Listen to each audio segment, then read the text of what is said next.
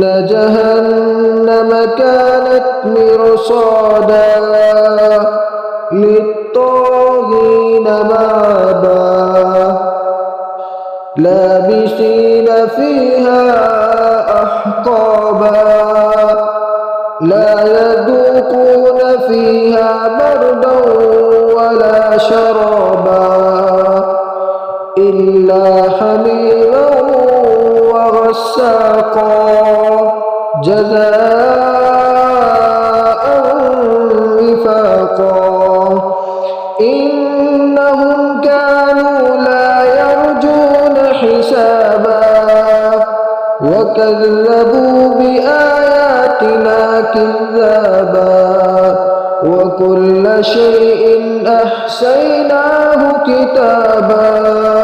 فذوقوا فلن نزيدكم إلا